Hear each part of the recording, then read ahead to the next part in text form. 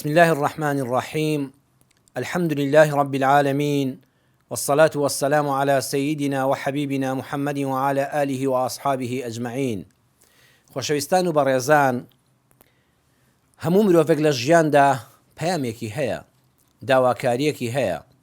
بەڕێزت هەر لە ناو خێزانەکەی خۆتدا، هەر لە ناو بنەماڵەکەی خۆتدا، لەگەڵ کەسانی دەوروبەرتدا، جەنابەت دوکاندارێکی لە ناو بازاڕەکەدا، وەڵا تەنانەت لە فەفرۆشێکی، دواتریش هەر یەکێک لە ئێمە ڕۆژگارێک ڕێی دەکەوێتە فەرمانگەیەکی حکوومەت. کێشەت دەبێت لەگەڵ خەڵکدا، داوات لێ دەکرێ و داوا دەکەی. زۆر گرنگە ئاگادار بە موسڵمانی بەڕێز، بۆ ئەوەی پەیامەکەت بگات پێویستە ئاگاد لە قسەکانت بێ. ئاگادار بە جۆری قسەی کاریگەرمان هەیە، بابەتەکەمان ئەوەیە، جۆری قسەی کاریگەر. هەمومان قسە دەکەین، بەڵام ئایا کام قسەیە کاریگەرە؟ هەر قسەیەک سێشتی تێدا بێ کاریگەری بەجێ دێڵێ لەسەر دڵی بەرامبەر. قووەت التەعبیر بە هێزی دەربڕینی قسەکان. دووەمیان فەساحەت اللیسان، زمان پاراوی. سێمیان حوسن البەیان، جوانی و شیرینی و کاریگەری وشەکان. دەربڕینی وشەکان زۆر بە جوانی و بە تۆنێکی دەنگی شیرین کاریگەری لەسەر بەرامبەر دروست دەکا. فكم من حق ضاع لسوء التعبير عنه. چەند جار حەقمان پێ بووە، چەند جار حەق ضایع بووە، لەناو چووە بەهۆی ئەوەی کە بە جوانی دەرنەبڕدراوە. وكم من باطل ظهر لأن الذي يدعو إليه فصيح بليغ.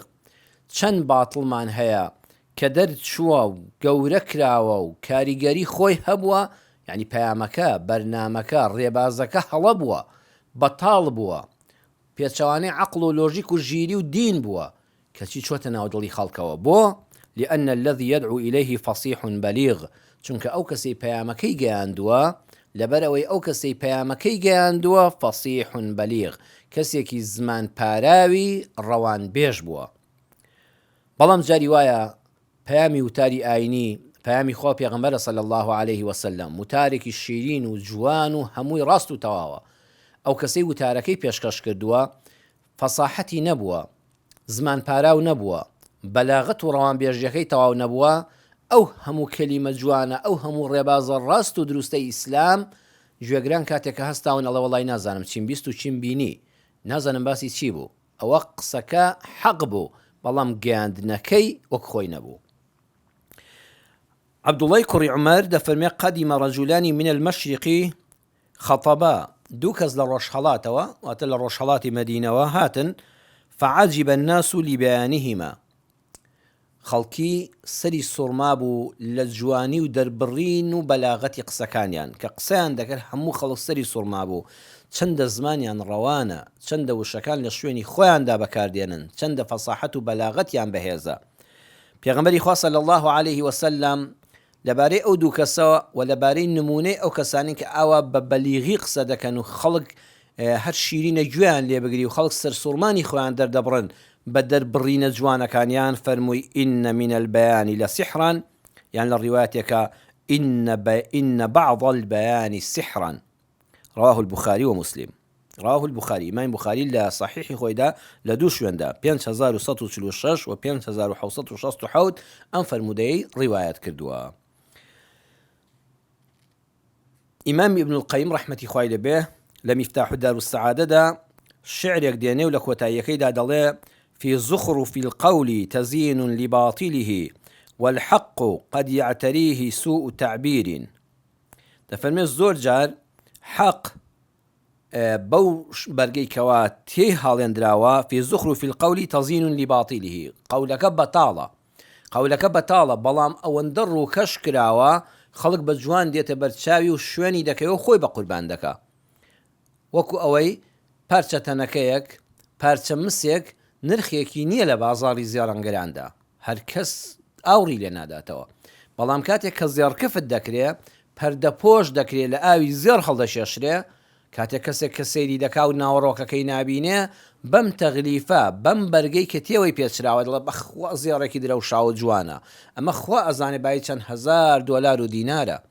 بەڵام ناوەی بۆشە زۆر جاریش فکری بەتاڵ بەڕێزان قسەی بەتاڵ منهەجی بەتاڵ ڕووکەشێکی وای بە بەرا دەکرێت تەغلیف دەکرێت خەڵک شێت و شەیدای ئەو ڕێبازەیە حتا سەردەمانێکی زۆر خەڵک دەبێتە قوربانی ئەمجا بۆیان دەردەکەوێت ناوەکەی بۆشە ئەمە بەس بەتاڵێک بوو تەغلیف کرابوو والحق قد يغتريه سوء تعبير زۆر جاریش حەق و ڕاستی جێگەی خۆی نەگرت و بەداخەوە شوێنکەوتوانی نەبوون خەڵک سوودی لێ نەبینی بەهۆی چیەوە سوء و تعبیرین چونکە ئەو کەسانی پەیامی حەقەکەیان پێبوو زمانیان ڕەوان نەبوو زمانیان شیرین نەبوو نەیانتوانی وەکو ڕاستەقینە جوانەکەی خۆی بیگەێنن بەخوا زێڕت پێبێت لە بازارە شارەزا نەبی مشتریت بۆ نابێ کەسانێکی شەن تەنەکە دەکەن بە زێڕ و تەغلیفی زێڕی تێوە دەپێچن بۆیە جەنابەت من تۆی بەڕێز و بینەری ئەم وتارە بە ئەگەمان لە خۆمان بێ لە کاتی داواکردنی مافەکانماندا لە کاتی داواکردنی پێویستیەکانماندا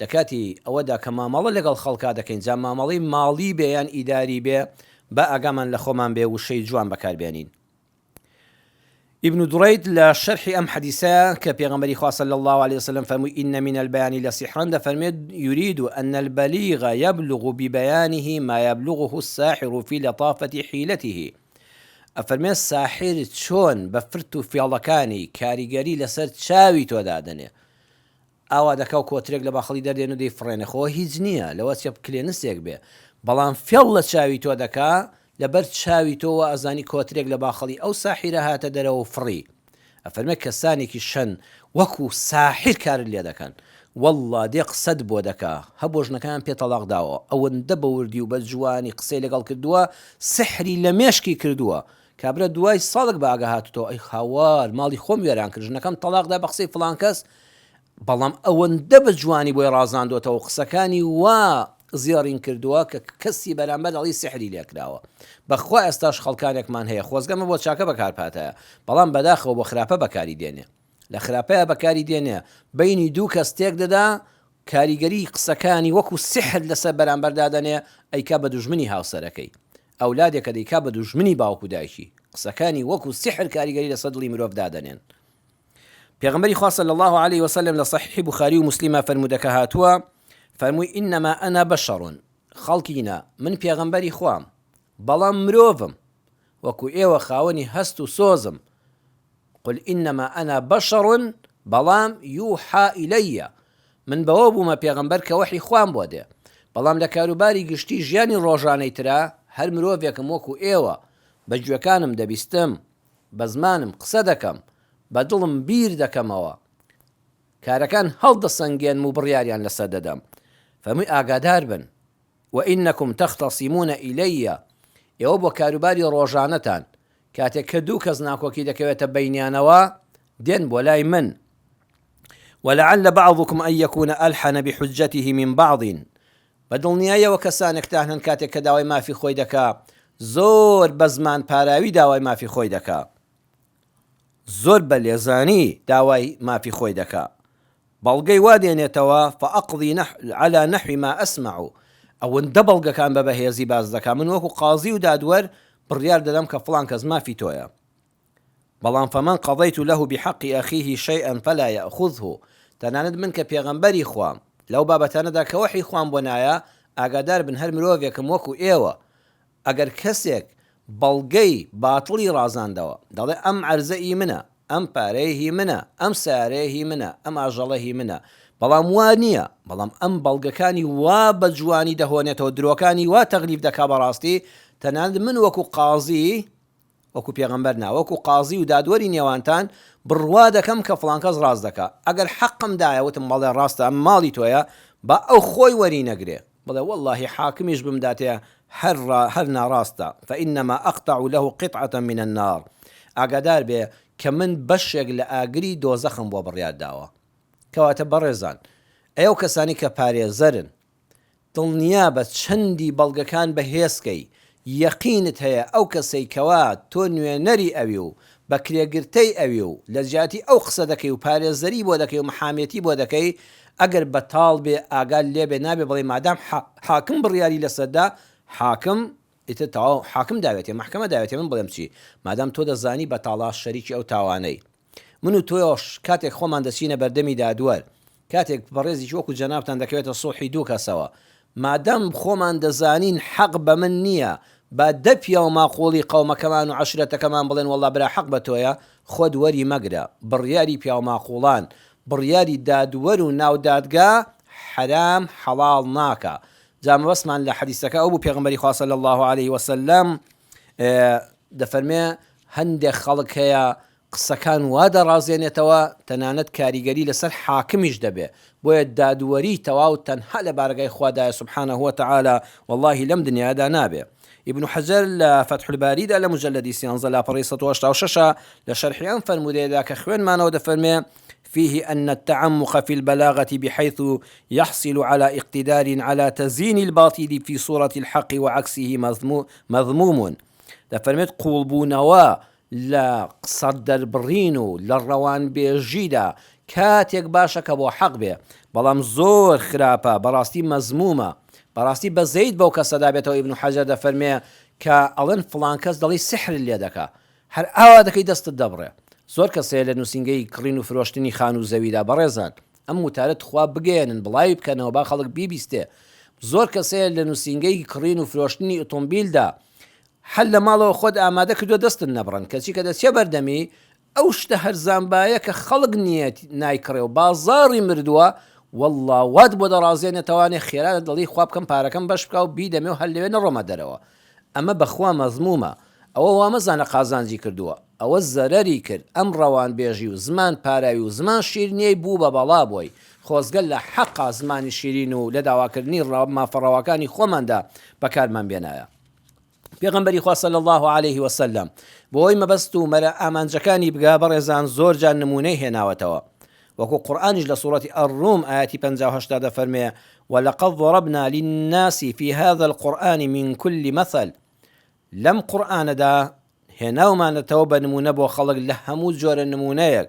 پێغەمبەری خوا صلی الله عليه وسلم يضرب أروع الأمثلة في حديثه زۆر نمونەی جوانی دێنایەوە لە فەرموودە شیرینەکانیدا دەیفەرموو فڵان شتە وەکو فڵان شتە بۆی خەڵک تێی بگا.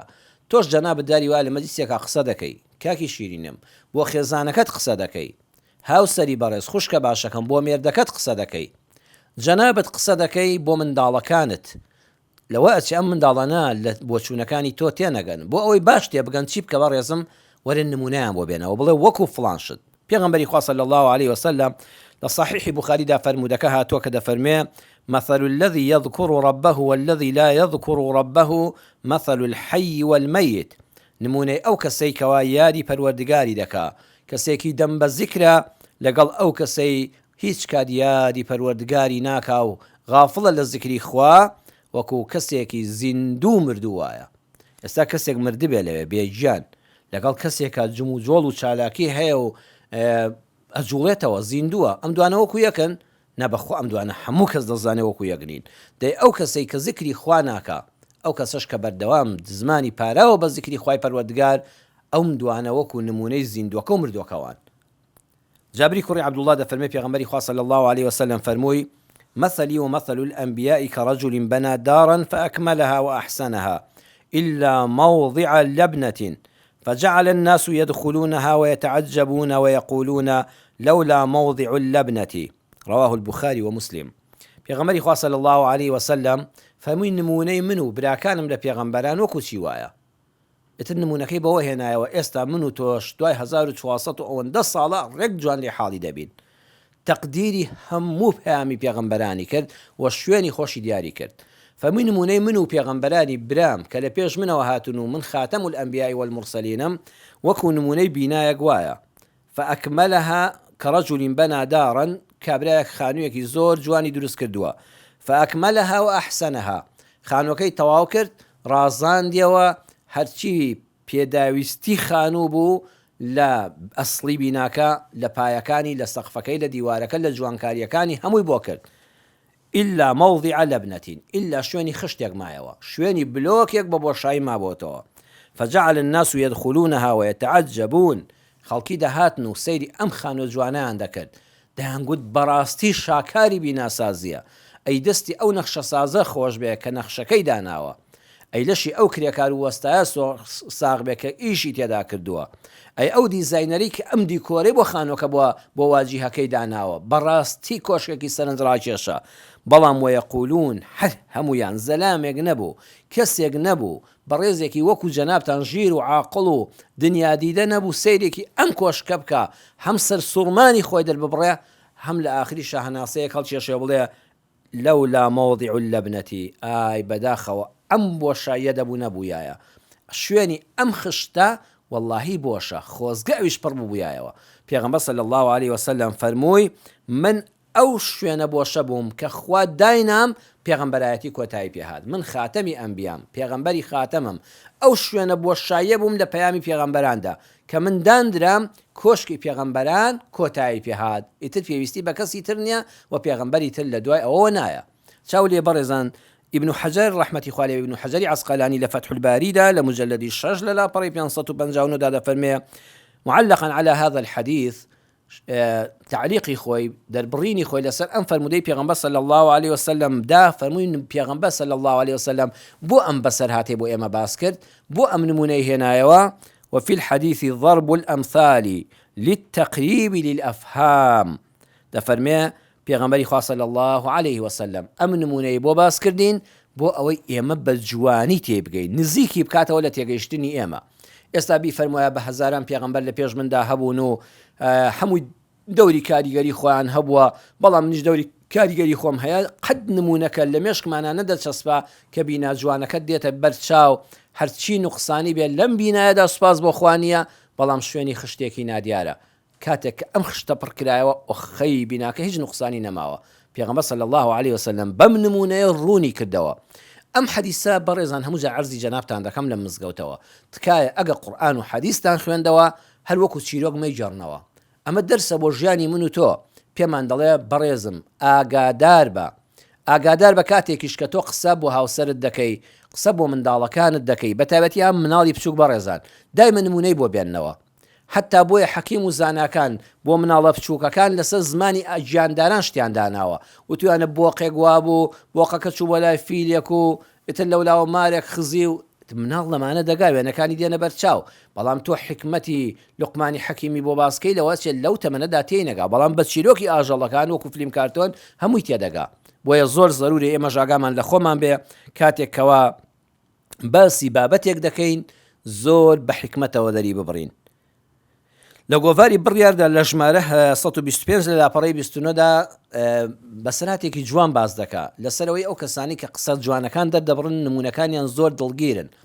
ئەڵێ کەسێک هەبوو باوکێک وەکو جەنابتان دوو منداڵی هەبوو، بلەفەیەکی هێنا، بابۆڵەیەکی هێنا کە پەنیرێک ڕۆنەکەرەیەک خواردنێکی تێکردبوو، دا دەستی یەکیان وەنمونە برا گەورەکەیان خوشکە گەورەکەیان وتی ئەم لەفەیە بگرە ئەمە بۆ هەردووکتانە، بەڵام بیکە بە دوو کەرتەوە.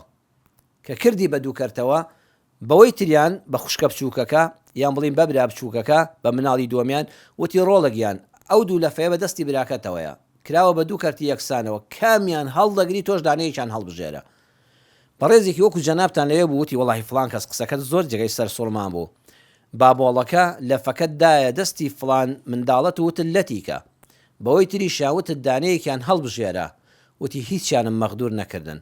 ئێستا ئەگەر بمدایە بەدەستی ئەویان ئەو لە لای خۆیەوە غیرەیەکی پەیدا دەکرد، ئەیوت باشە بۆچی باوکم دەبێ هەموو شتێ براگەورەکەم لێم بەشکە، بمدایە برا بچووکەکە دەیگوت براگەورەکە دەیگوت باشە من گەورەترم لەو، باشە من کە گەورەترم لەو بۆچی باوکم فەزلی برا بچووکەکەمیدا بەسەر مندا، یعنی من بە جێل و نەفام بزانێ نەتوانم بابۆڵەیەک لەفەیەک لێت کەم. ها باوکەکە چەند ژیر بوو، خۆزگە ئێمەش ئاوا بووینە لە بینی منداڵەکانماندا، قەت مناڵەکان غیرەیان لە یەک نەدەکرد. باوکەکە وتی ئەوەیان حەقی گەورەی و ڕێزەکەیم پێدا بابۆڵەکەی کرد بە دوو کەرتەوە، بەڵام ئەمەی دووەمیشیان حەقم بۆ کردەوە کە تۆش پەراوێز نەخراوی، تۆش بێکارنی، تۆش بێعەقڵنی، وتم تۆش هەڵی بژێرە، تۆ کامیانت دەوێت ئەویان هەڵگرە. جا ئەوەی دووەم ئەوەی یەکەم لەمە دووە بۆی دەبێتە دەرسێکیش، ئەگەر بیەوێ غەدرێک بکە نەموت بی کە بە دوو کەرتەوە یەکیان بۆ خۆت هەڵگرە، وەڵام جا بەخوا برای وا هەیە بڵێ ماڵەکە بکە بە دوو کەرتەوە بەس کلکەکەی بۆ براکەی دێڵێتەوە، نەخێر ئەوەی دووەمیان با ئیختیاری هەڵبژاردنەکە بکە. ئەوەی یەکەم لە ترسی ئەوەی لە نەوەکو ئەوەی کە من زیاترم دانابێ بەخوا براکەم ئەوە هەڵدەگرێ، با بە یەکسانی بیکەم بە دوو کەرتەوە. براگەورەکەم فێری عەدالەت کرد، برا بچووکەکەشم مەغدور نەکرد و فێرم نەکرد غیرە بکا لە براکەی وە بزانێ و حیسابی بۆ ناکرێ. ئەزانی بە گوێبیستنی ئەم وتارە بەڕێزم ئاگادار بە، وەڵڵه زۆربەی کێشەی منداڵەکانمان لە ماڵەوە حەڵ دەکەین. زۆر براو خۆشەکەی ئێستا گەورە بوون ڕقیان لەیەکە کاتی خۆی باوکی فەزلی ئەویانی داوە بەسەر ئەویانە، فەزلەکەش لە نەزانینەوە بووە. ئاکچم بێنە ئەم شتە بکە بە دوو کەرتەوە، بەڵام بچووکەکە هیچ سای بۆ نەکرا. وەکو ئەم باوکە بڵێ تۆ بیکە بە دوو کەرتەوە فێری یەکسانی بە، تۆش مافی هەڵبژاردن با بۆ تۆ بێت لە قەرەبووی ئەوەدا کە براکەت یان خوشکەکەت کردوێتی بە دوو کەرتەوە. ئاگادار بن بە داواکاریەکانمان، داواکردنی مافەکانمان، گەیاندنی ئەم پەیامی حەق و ڕاستی ئیسلامە با بە جوانترین شێوە بێ، بە زمانێکی ڕەوان بێ، بە وشەی ناسکو جوان بێ. خوای گەورە یار و یاوەری هەموو لایەکمان بێ. وەسەلامو عەلەیکوم وەڕەحمەتوڵڵاهی وەبەڕەکاتوه.